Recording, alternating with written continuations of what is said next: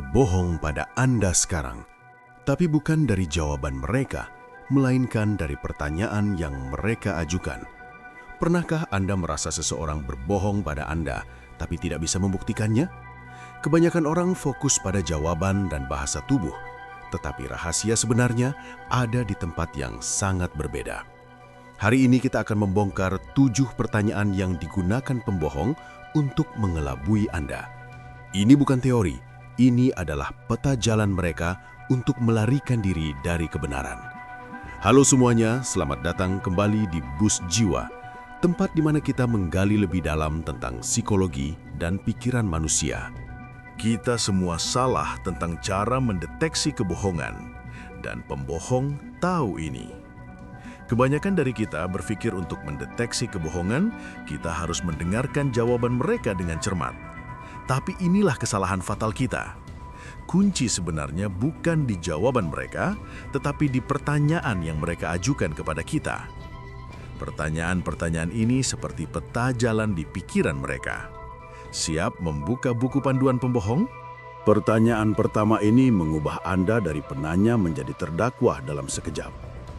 Pertanyaan 1. Kenapa aku harus bohong? Ini bukan jawaban. Ini jebakan. Mereka tidak membela diri.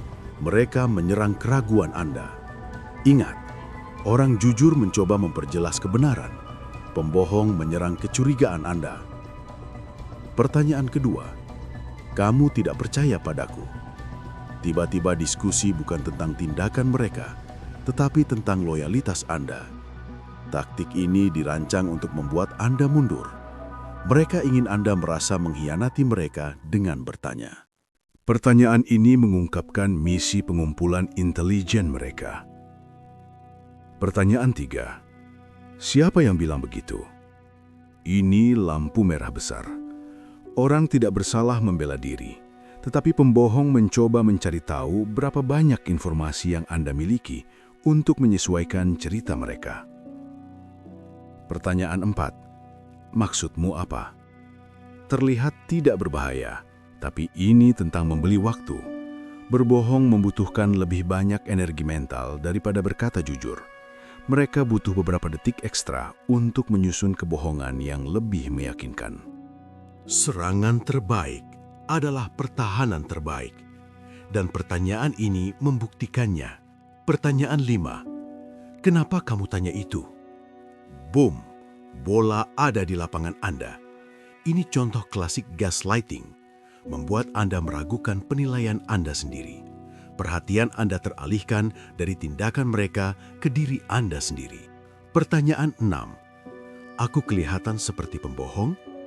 Mereka mengalihkan diskusi dari bukti ke penampilan. Kebenaran, pembohong tidak punya wajah khusus. Penelitian menunjukkan kita sangat buruk dalam mendeteksi kebohongan dari wajah. Pertanyaan terakhir ini adalah upaya terakhir mereka. Jangan tertipu. Pertanyaan 7. Ini benar-benar penting.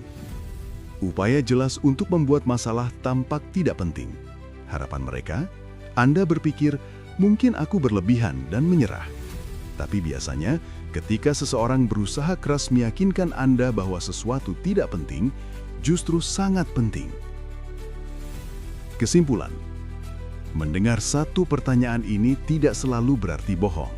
Tapi jika seseorang mengajukan 2-3 pertanyaan ini berturut-turut dalam satu percakapan, waspada. Selalu cari pola, bukan kejadian tunggal. Sekarang Anda punya peta jalan mereka. Pertanyaan selanjutnya, apakah Anda siap menggunakannya?